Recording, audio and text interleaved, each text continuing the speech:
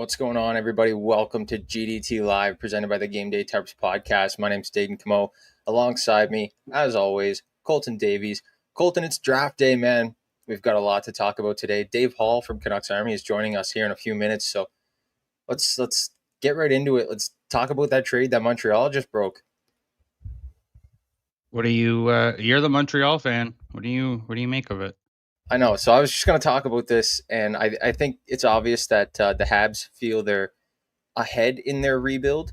That's what I kind of feel about this. They're opting for a defenseman that's able to jump in and kind of turn things around more quickly than a forward that, in my mind, would have been Desnoyers. That was the other thing that I heard Kent Hughes was high after trading up to get Desnoyers potentially. But I feel like they think they're ahead in their rebuild, and they're going for that defenseman that could turn things around quicker than a young forward that could take multiple seasons. You know what I mean?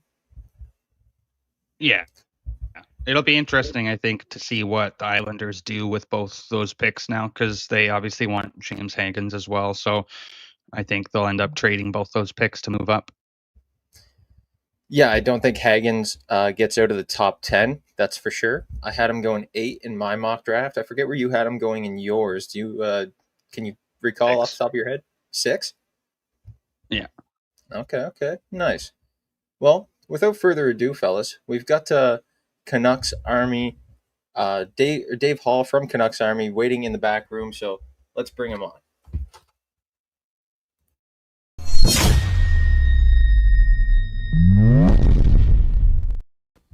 Dave, how's it going? Oh, I'm doing great, fellas. What a way to start the show. Got a blockbuster Dobson trade, eh? Let's talk about the Abbey Canucks.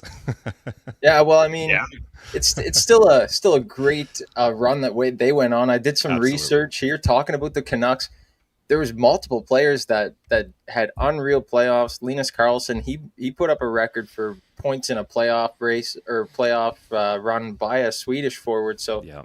that's stuff to talk about. But let's jump right into it. Talk about the Canucks. What was it like covering them from start to finish on their first ever Calder Cup championship? Well, it was quite the season, to be honest. Like going in, it was one of those years where it was a meh year. You know, they're rattled off a few wins, a few losses. By December, by Christmas time, they were mid-table in the Pacific Division, which in their defense, it's a tight division. You know, like only a couple points separated all the teams, but they were by no means a Calder Cup favorite going into the year 2025. And then yesterday they had their party, and Ryan Johnson, their general manager, he brought up a good point where it was actually in Laval, where Laval manhandled the Canucks, and they had a players meeting, a coaches meeting, separately, and they kind of all just put their heads to the cobblestone and just said, what do we do here? What are we doing? How do we do this? And after that, they just went on this incredible run that was fueled by an 8-game winning streak, a 13-game winning streak. And when all said and done, they now haven't lost a back-to-back game since April 11th. So it was just one of those Cinderella stories where it just kept on building and building and building to the point where they just couldn't lose back-to-back games. And so it was phenomenal. Just on a personal level, just being able to kind of watch it all progress was just incredible, to be honest. And just to watch some of the players that, especially some of the higher up players that were kind of getting some flack, in the Canucks circles, just for not really, stepping up in their introductions to the Vancouver Canucks. I just thought it was a great way to end the story, or end the year, for just a great Cinderella story. Well, the Canucks had a 10-3 playoff record at home, the best in the league in the playoffs. What was it like? What was the atmosphere like in Abbotsford? Incredible. It was, obviously it was a pretty, I'll just use the word lackluster, disappointing season in Vancouver. A lot of drama, just not a very good finish. So, there's a lot of negativity swirling through the province. And so for them to go on this run was it was the perfect storm for them. And by the Calder Cup finals, that arena was it was insane. It was a mini, Rogers Arena. All the towels were waving. It was packed in, which is only 8,000 at the Abbotsford Center, but still it felt like more because, every single goal, every single save, every single hit was just electric. So yeah, it was a phenomenal finish, and just a really good way, as I mentioned, for, the province of BC to kind of wrap up a pretty disappointing season. So I just touched on Linus Carlson a little bit. He obviously had 26 points. Archdeep Barron's 24 points in the playoffs. What can you kind of say about those two guys and how they were able to power the Canucks' way to the final almost? Well, you know what's funny is, I mean, yeah, they had an amazing run, but those are two players that we actually, me and Jeff Patterson and I and Irv Gafan, we were doing rink wide after every single game, and those are actually two players that we had talked about in the earlier rounds that we were hoping to see a little more from. Like, yes, they were Archdeep Bain specifically. He was putting up assists, but he hadn't had a goal in the first, I believe it was 4 rounds. He didn't have a single goal, so he was just ready to pop. He was doing all the right things, but he just wasn't really contributing on the score sheet. And Linus Karlsson, same thing. He was scoring, he was putting up points, but he just wasn't really taking over games like we thought he might. And then in that final series, they just went off. I believe in the last 5 games they combined for 19 points, and I don't want to say single-handedly because Artie Seelovs obviously had a big play in that, but those two, like that's just a run you're not going to see at any level. Like, they just went off, and Linus Karlsson, when all said and was done, he was giving Artur Silovs a pretty good run for that Calder Cup MVP. So yeah, just incredible. Obviously, those are two guys, specifically Baines, who, as I mentioned already, they didn't have the best audition in Vancouver this year. So I think it was a good story for them and a good chance to kind of, prop back up their stock as a member of hopefully the Vancouver Canucks in the future. Do you think Baines could be one of these players that in a couple of seasons makes his mark and kind of solidifies his spot in Vancouver? So one thing I've always said about Arshdeep is if you look at his history, he's undrafted. He was undrafted into the WHL, undrafted into the NHL. He continued. He always starts off slow. If you look at his history, he always seems to have 1 or 2 years where it's good, but it's nothing great, and then he just pops. And I don't want to say Arshdeep Baines hasn't been unreal because he's been great in the AHL so far. This year he even led the team, although it was only for in the 40s in points. He still led the team, and I just think with a guy like that, he finds a way to just, it takes him a couple years to kind of figure it out. And fair enough. Again, we're talking about an undrafted, WHL signee player. And so, he's now got his taste in the NHL. I do firmly believe that, he's going to take that in stride and really use that to kind of fuel him to actually, eventually make a spot. Do I think that's top 6? Probably not. But at some point or, in some way, shape or form, I do believe that he does have, the stuff to, at least contribute to an NHL team. What was Sammy Blay's impact like? Because we know Blay had some NHL experience. He won a Stanley Cup with St. Louis. What was it like for him kind of being in that locker room? Was he able to be a guy that players could kind of lean on in the sense of playoff experience and championship experience? Yeah, absolutely. And not only in the locker room, but on the ice, he was setting the tone. There was one, it's so funny. They ended up winning the Calder Cup, but I don't know if they had more than two games where they actually started strong. But their first periods were incredibly, incredibly inconsistent. But there was one thing that was consistent, and that was Sammy Blais throwing a couple of huge hits in the first period to get his bench going. It was like clockwork. It just happened almost every single game. There was a little bit there in the midway point. I believe it was the 3rd round against Colorado, where he was getting a little bit carried away and getting pretty undisciplined. I believe he had three different unsportsmanlike and even kicked out of the game 3 times. So, he was letting it get to his head a little bit. But yeah, talking to some of the guys after all of this, and they really leaned on him in the locker room. He was a voice in there. He gets guys fired up. He's cracking jokes. He's keeping things light, but he's also very serious. He puts in the work, and it sounds like he's demanding on the bench. He does get into his FUs with players, but at the same time, it's just because he's the one, he's out there giving her. So he's leading by example both on and off the ice. So he was, in my opinion, whether it's Vancouver or not, I believe he definitely played his way into a 2-way contract for the NHL, and I would be shocked if he's not back up in the NHL next year. We touched on Artur Silovs and his run that he had. Looked at his stats, and my oh my, they are some impressive. He's got a 16-7 record, 931 save percentage. But the thing that caught me was the 5 shutouts. What can you say about Silovs' play in the playoffs? Well, and that's 5 shutouts. Like that was creeping up on historic records. I know Mika Norinen had 6 back in 2000, but he got those 5 pretty early. Like he obviously didn't finish with a shutout in the last, I believe it was the last 2 rounds. So within the first 3 rounds, like he was creeping up for history pretty quick there. And there was a time and point where we actually thought it was going to happen, but no, incredible. There were games that Artie Silovs 100% stole. There's specific saves that you can go back into this entire run and specifically just pinpoint that to them winning the series. Without that save, they would have lost that game. Without that save, they would have lost the series. So he put the team on his back, and it was rightfully his, the Calder Cup MVP. Like I said, Linus Karlsson gave him a bit of a run, but at the end of the day, it wasn't even really close. It's just a great story.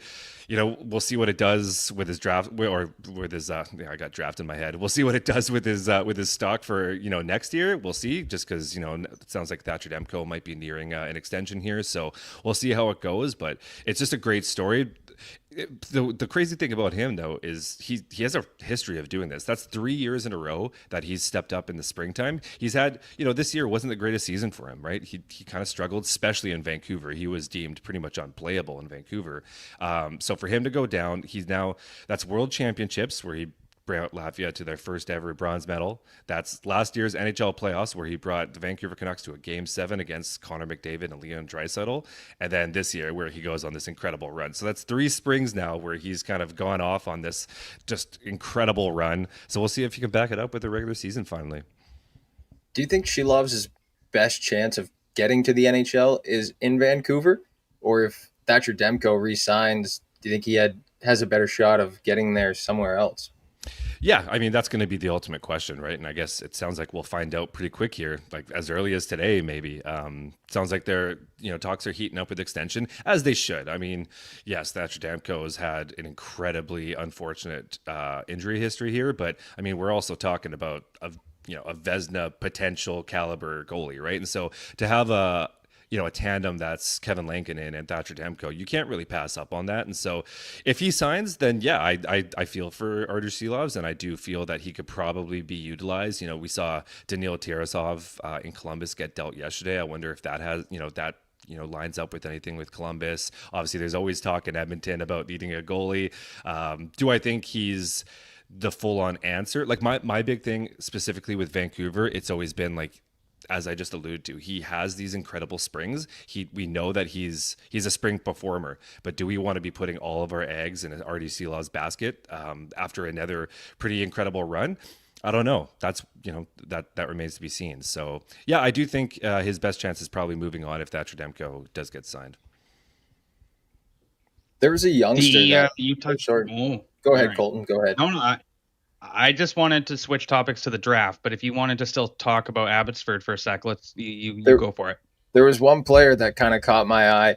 His stats were pretty good for a youngster. Excuse me if I butcher this name, but I believe it's Kirill Kudryavtsev. Oh, that was actually really good. Okay, so yeah, it says he has a plus 18 rating in the playoffs, which is the playoff lead. As a youngster, I believe he's 18 or 19. No, he's 21 now. But okay. But he's a seventh round draft pick. AHL. You have to be 20 to play in the AHL. Yeah, he just turned 21. But he's still incredibly young, and not only that, we're talking about a 7th round draft pick as well.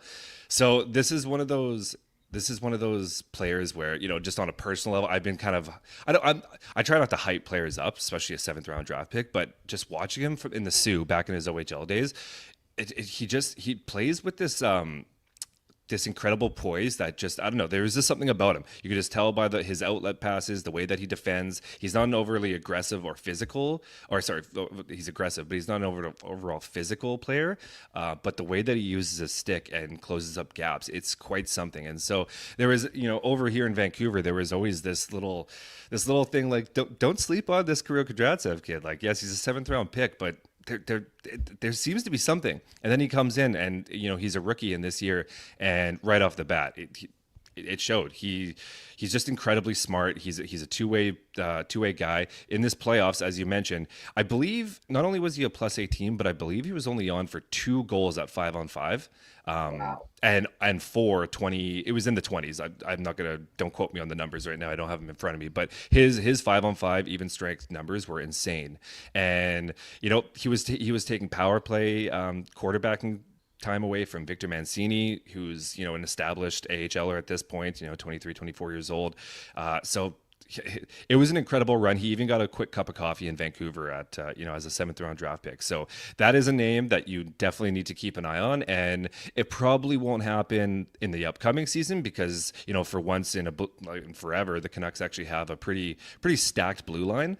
So I don't know if he'll be making that push this year, but I wouldn't be shocked if we see a couple cups of coffee at some point next year, and then maybe a full-time run at it in 2 years. Wow. All right. Well, we'll keep our eyes on him. Yeah.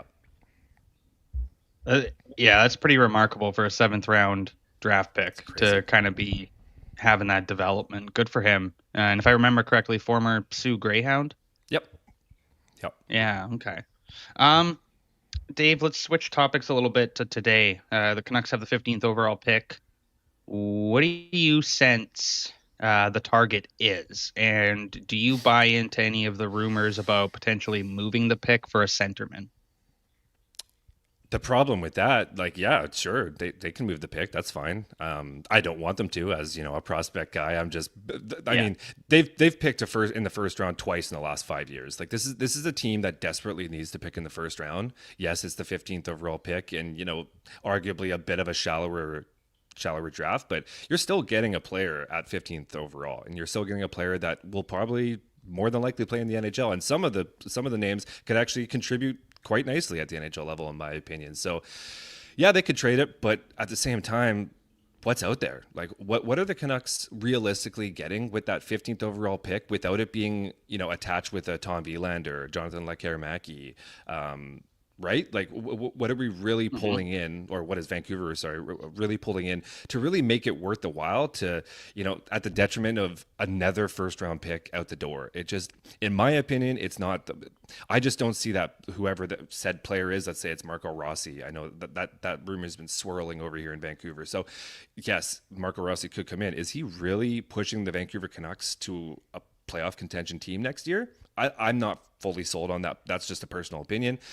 So yes, they could pick it. I did interestingly just see that the Vancouver Canucks did just post that all eyes on the 15th overall pick. So whether that means they're keeping the pick and they're selecting, I don't know. Maybe we're just reading too much into that. But I know a lot of people, as someone who's been doing a lot of 15th overall pick or draft target pieces over at Canucks Army. I know there's a lot of people that were kind of laughing at me. Why am I wasting my time? Because they're trading the pick. Well, they haven't traded the pick yet, and we're 6 hours away from their pick. So we'll see if it happens. It's 50-50 in my opinion. A lot of people seem to think it is, but in my opinion, it all obviously, as it always does, it always boils down to acquisition cost. But I just, it's got to become attached with a Tom Wielander or Jonathan Lekkerimaki, and I just don't think they're in a position right now, with given their prospect pool, to be trading away that kind of leverage. So, do you think if they pick a player at 15, I know I read your article this morning, the last time they picked 15, they picked Lekkerimaki. Yeah. Do you think if they pick a player of his skill set, would you call it a win? Yeah, I think so. I hate to just bring it all personal here, but my personal thought on it is that, if you look at their prospect pool, it's shallow, but not only where it's really shallow is centerman, and specifically right shot centerman. There's not a single one. Aatu Räty is in there. He's, pretty much about to graduate, left shot center. Max Sasson, who's now 24. Is he a prospect? Who knows? He'll probably graduate this year. Beyond that, there's no one in the pipeline. So in my opinion, they need to target centermen. And the good news is at 15, there's going to be a few available, and a few that I've specifically mentioned quite a few times that I'm pretty bullish on. And that's a guy like Braden Coots, even though he's a left shot, Cole Reshny, even a Carter Bear who might slide to 15. And I know he does play wing, but I've, from everyone I've talked to, are pretty convinced that he could play center at the NHL level. So I just think it has to be a centerman. And specifically, if you can, a right shot is just bonus at this point. Now, a guy like Cole Reshny is going to UND. Do you think someone with an NCAA commitment might be an upside for the Canucks, where they're going to go and they're going to play in the NCAA, develop a little bit more, and then come into the system almost ready to slot right in? Yeah, so but as someone who lives on Vancouver Island, so I pretty much spent most of my life in Victoria. I'm a little sad because the Victoria Royals finally got two, studs on their roster, and both him and Keaton Verhoff are both heading to UND. So that kind of blows. But yeah, I think it's a great change for the development of the players, right? Like obviously the NCAA is a much a much elevated level of play, in my opinion. You're playing against grown men. Some of them have kids already, right? So, you're playing against, full established men, which is more similar, in my opinion, to the AHL, right? So if you're, a 18, 19, 20-year-old that can't, or 18, 19-year-old that can't really move up into the AHL yet, I think the NCAA is a perfect landing spot for them. And yeah, less games, but there's a lot more training. They've got a great regiment going on over at these schools, especially a school like UND. Like, their program is second to none, right? And so yes, you're getting all the bonuses of just extra ice time and extra time in the weight room. So for a guy like Reshny, who's not the biggest guy, I think that's a huge bonus to be able to spend that extra time. So yep, I think the rule has its downfalls as well, but I think that's one that's really good for these players. Yeah, we've talked a lot about what has kind of happened with the CHL and NCAA landscape, and it's going to be interesting, I think, is the to say the least, the biggest. It's going to be interesting. I'm excited to see what some of these players are able to do, though, like Reshny and Verhoff, and how they're able to, especially Verhoff, considering he's only coming off one WHL season. Now he's going to go there. He'll play a limited amount of time, but I'm interested to see what happens there. But Dave, is there another player you're kind of looking at maybe for the Canucks to pick? Is there a player that you personally like a lot that you wouldn't mind seeing Vancouver take a shot at with 15? Yeah, like I not to counter, I just mentioned that I personally want a right shot center, but if they want a little bit of skill, like you mentioned Jonathan Lekkerimäki, if they want some skill, I'd love to see them make a push for Justin Carbonneau. I feel like he's a bit of an underappreciated prospect at this rank. Yeah. I just feel like he doesn't really get talked about a lot, and I think he should. He's got arguably some of the best hands in the game. I think maybe it comes with the whole the queue, like a lot of players, they don't play hard, and Justin Carbonneau does. He's got those power elements, he's got good size, he's got incredible hands. Yes, he has, some downfalls where he tries to do a little bit too much, he gets a little too overzealous, but at the same time, it's hard to find guys at 15 with skill like that. He's coming off a pretty incredible season in the queue, and so I think if he's available, which I believe he probably should be, I think he's a great target, and a right shot. Again, I can't stress the right shot enough. They just have none in their system other than Lekkerimäki and Wilander, obviously their top two prospects, both right shots, but they just need more of them. And so I think Justin Carbonneau's a guy that I'd be more focused on. Yeah, Carbonneau's a guy that I actually watched closely this year in the queue, being around that 16-17 area in the draft, and Montreal having that 16th and 17th pick. I've been very close on that, but I think if anyone was to select Carbonneau, they're getting a very, very good player that can score at a high pace. Yeah, like there's some work to be done with a couple of elements, but at the same time, we're talking about a 15th overall pick. Like no matter who you're talking about, there's going to be some work. No matter what, it's going to be in a different area, but you can't teach some of the stuff that he does. So, all that skill is already baked in. So I just think, he's an easy target in my opinion. Yes, there's Braden Coots and all the guys that I've talked about already, but I think Carbonneau's an easy target. Whether you're 14, 15, 16, 17, I just think he's a slam dunk. You run up and take him. 100%. 100%. Colton, is there anything else that you wanted to touch on? Yeah, a couple things actually. Yeah, So give her. going back to the Abbotsford team, is there a couple players that you could see, coming up next year and fighting for roster spots, making the team even in that sense with Vancouver? I think Linus Carlson is probably going to be the number one guy. I think he turned a lot of heads Yeah. this spring with his hard game. Kind of a middle six guy that you can play. He's incredible down low, so you can kind of just pluck him down there. Especially with we're not really sure who's going to be on that Vancouver Canucks power play right now. It's a little bit barren, to be honest. So, to have a guy like Linus Carlson, you can pluck him on the second power play and put him down low. He's a guy that kind of thrives there. So I think he's a name. Obviously, Archdeep Bains, a guy that I think will probably make the team as a fourth line center is Max Sasson. He's a one-man entry. His speed is incredible. He's not going to score you a bunch of goals, but I just think for a fourth line center, he's a guy that I could really see go. Obviously, Jonathan Lekkerimäki, I think he could still probably use some time in the American Hockey League, at least to start. We'll see where that goes, but at the same time, like I said, their power play needs some help, and so he's a guy that's what he does. He scores goals, and you put him in this spot on that half wall, and he can make some magic. So he's obviously going to push. And then like Victor Mancini. Sorry, I don't mean to go through the whole team here, but Victor Mancini is a guy on the right side that should probably push for a spot here. When that trade first happened for JT Miller, everyone thought Victor Mancini, but it turns out he was more than just a throw-in. Like, this kid's got some serious potential, right? Like, he skates incredibly well for a man his size. So he's a guy I'm looking for. And then I guess if there's one last one, and this is kind of a dark horse, if you will, a guy like Ty Mueller.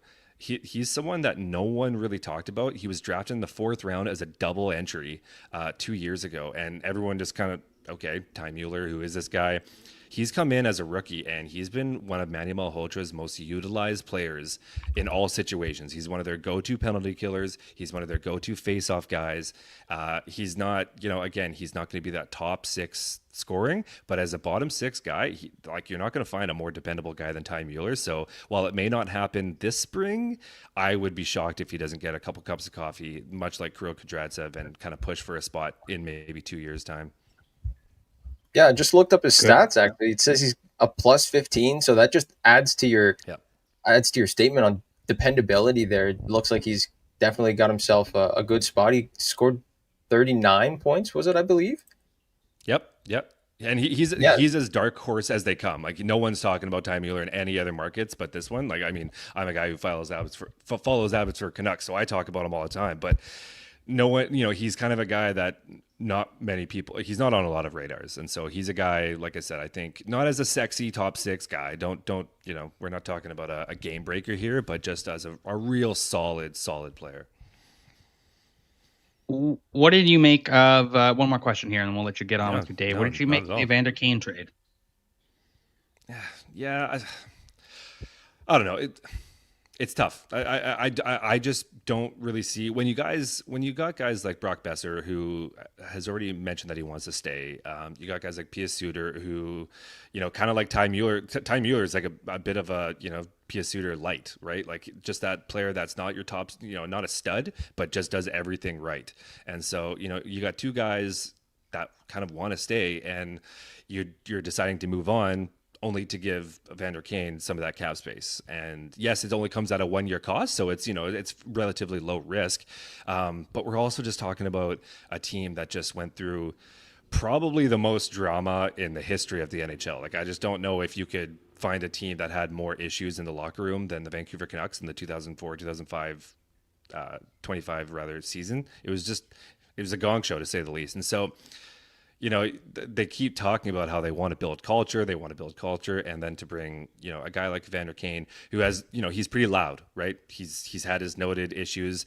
I'm not going to touch on, whatever, it is what it is. He's obviously has three kids, he's grown up, it is what it is. But it just seems like the first move of the offseason just seems like the polar opposite of what you've been trying to, like say for the last however months as a management group. So it is what it is. Obviously, he's a fine player. Like if he didn't come so loud and attached with all the baggage, I think it's a fine player. I think it's a little bit too high of a price for what he delivers. But at the same time, it's a 1-year deal, and he does deliver some of the that rough and tumble game that the Canucks desperately need. So he does fit a role. It just felt and let's the acquisition cost was fine. 4th round pick, sure, that's great. It just seems like a bit of a weird move in my opinion. So good breakdown. No, I get that. I get that. I think you're right. Like it's a hard contract, but if he can even remotely put up like 50 points and just be somewhat reliable, I think it's a win for the Canucks in that sense of you didn't give up a lot for him.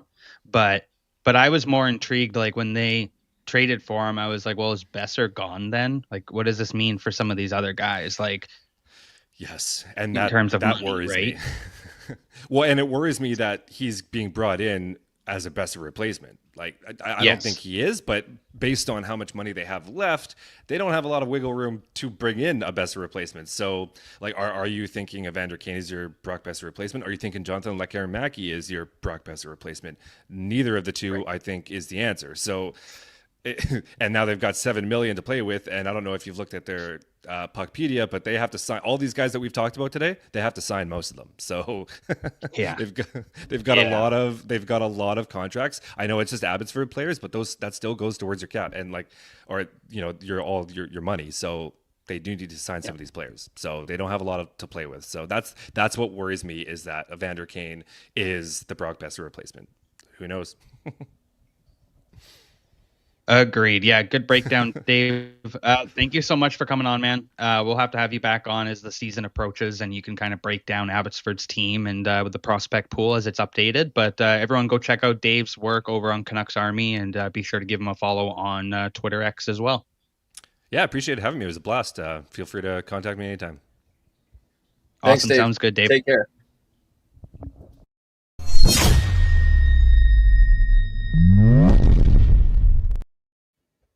Well, Colton, another great episode with Dave.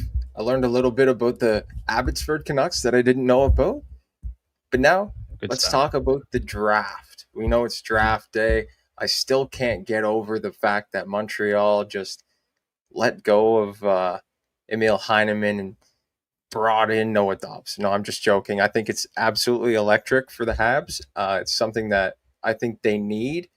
And I'm excited to see what else they do, because I don't think Kent Hughes is quite done yet.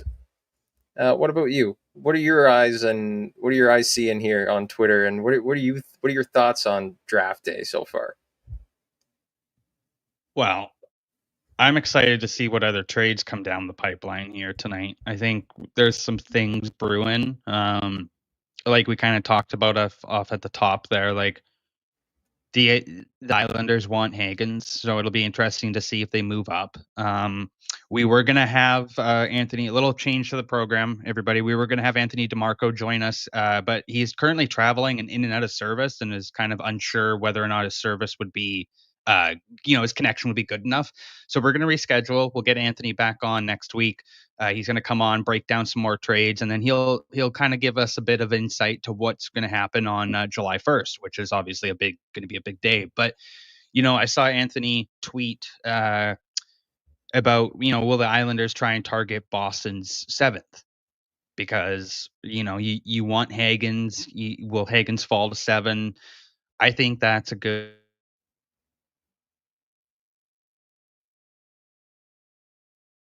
You there? Good. If he falls one more, it's yeah. We froze for a little second, but I think if he falls, I think if Hagens can fall to 7, the Islanders are happy. Yeah, I think if the Islanders can move up and grab the hometown kid, obviously they're looking to do the most marketable thing. They're in Long Island. They're probably the lesser of the two New York teams when it comes to attendance and marketability. So I think if you bring the hometown kid in, played for the Boston College Eagles, he's played for the World Junior team, he's played for USA, like he's put up numbers wherever he plays. I think you bring this kid in, the eyes go right to the Islanders, and they get butts in seats next year. I think. Yeah, absolutely. I think it's the best thing for the franchise for them to kind of go about it that way. You take Schaefer one, there's your Dobson replacement, I guess you could already say, and then you can use one of those 16 and 17s or use both, move up and take Hagens, and you're laughing at the end of the day. You got both the players you wanted. But I'm interested to see about Jordan Kyrou if that kind of goes anywhere tonight. There's the stuff came out last night. I don't know if you saw it, but Darnell Nurse, there was a bunch of stuff on Oilers Twitter there about Nurse and how he had removed the Oilers from his Instagram bio, and then Daily Faceoffs and Oilers Nation's Tyler Yaremchuk was like, "No, that's not true. It's the same Instagram bio as 2018. Like, there's no truth to that." So Tyler read first into to that come shit. in. Yeah, you guys, people read into that shit all the time, right? But I think it's lackluster. It doesn't mean Well, anything. we were talking about that before the playoffs, like, or whenever it came out that like McDavid didn't follow Skinner on Twitter or whatever. We were talking about that Yeah. on the podcast. How- But like that's yeah, and that was, I think, yeah, exactly. That's different. That's just being fun. But no, I think with Nurse, if I said this in a text to somebody last night, I said if Stan Bowman can get out of the Nurse contract, give him a key to Edmonton. Good Lord, like he needs a key to the city. So yeah, if he gets the key to the city, then maybe he'll be able to make a deal where a goaltender can come in and make that franchise a little bit more stable. I don't know. That's just my thought. yeah. They need a goaltender pretty bad. They need a goalie. I got a little text last night from somebody in the industry about a goalie that Oilers could be going after. I think it's smart. I can't obviously name drop what it is, but for Edmonton, they need a backup goalie, but they don't need somebody to like replace Stuart Skinner, I don't think. So you just need somebody that can be a solid tandem, right? I think that's all you kind of need. But what are you looking forward to tonight? Because big night tonight with the draft. Oh, well, I mean, obviously, I've been talking about it all episode. The Bleu Blanc et Rouge up there. Stephen Ellis just posted something and said Montreal still has the prospect pool to cook something up for a top six forward. So my eyes are still on Kent Hughes and to see what Kent Hughes does today. I probably should have done this today. And put on the Canucks hat for Dave Hall, the Canucks Army reporter that came on. But, I have a weird shaped head, so that's not going to work. Yeah. But for the draft, I do want to say this. Tune in tonight on Game Day Tarps YouTube, fellas. Myself, Riley Harrison. We're going to be going live, covering the draft. Obviously, can't get copyrighted, but tune in. We're going to have some great stuff, some nice content here. We'll throw up the draft board, throw up the picks. You guys can come hang out and chill with us while we watch the draft and get some live reactions and see what the trades happen and see if New York can get James Hagens. I think they will. I think it's kind of inevitable at this rate. I saw a tweet here from the Wildcast podcast. I'm not sure if this is Jeremy or not, but they were with the team pretty closely this year in Moncton. And they say Desnoyers will be a mammoth selection for Utah. So I like that. I don't know if you're trying for the pun there, but I got it.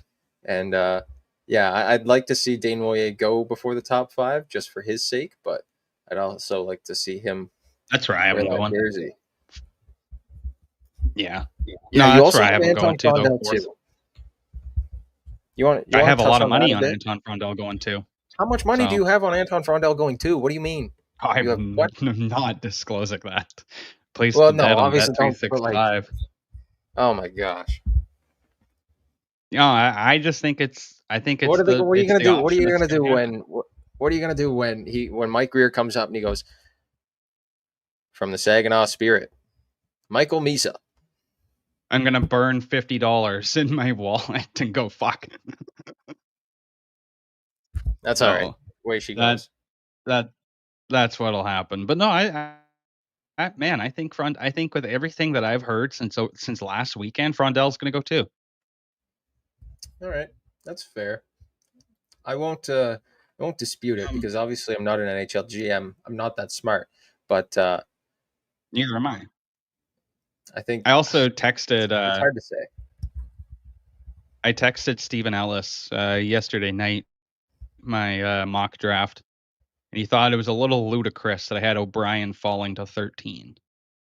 I had him 6 in our prediction video. So yeah, and that's where he has him too. He was like, I don't see. I was like, yeah, I know. I was like, I don't really see him falling that far, but I had Seattle taking Mertka and then Anaheim taking Jackson Smith. So I'm high on the Smith to Anaheim thing. I'm high on the Smith to Anaheim, very high. That's because you got praise from Craig Button. So yes, I know. Craig called me smart. He was the first person to call me smart in a while. So you do that. Probably the first time ever in your life. Could be. I don't know. But anything else here from your Colton before we wrap up the show today? No, just make sure you guys go check out Game Day Tarps live tonight and what they're going to be doing over on YouTube and Twitter X. These guys are going to just put together a big show. I got to do stuff for Daily Face Off and the Sheet tonight, so I will be busy with them, but we'll try my best to pop in at some point tonight with the boys. But yeah, you guys make sure you go check them out, give them some love. If any of you guys are going to be in Daily Face Off and the Sheet tonight, I'll see you guys there as well. Make sure you check out our Patreon at Game Day Tarps. I think that's what it's called. Patreon.com/Game Day Tarps. Yeah, and next week we got a loaded guest template. I don't know if that's the word I wanted to use, but the docket. Yes, docket. So we got a former NHL player coming on. We got a few other insiders. We got one of the biggest dogs in the industry coming on as well. So next week's going to be a locked and loaded fucking schedule. I'm excited. Yes, sir. I'm pumped. But just before we end things off, guys, go head over to our YouTube. We did just post our NHL 2025 mock draft over there. Myself, Colton, Riley ended up doing a mock draft. We each spun a wheel. We picked a certain amount of teams. We drafted for each of those teams that we picked, and our mock draft was all over the place. So yeah, you could go check that out and head over to our Patreon, patreon.com/Game Day Tarps, like Colton just said, and check out the top 10 prediction video that was posted there yesterday. That was posted there. So go subscribe, check out the membership tiers that we have available there. And for us on Game Day Tarps and GDT Live, we thank you. We'll be back Monday, 2 p.m. Eastern, 11 a.m. Pacific on GDT Live.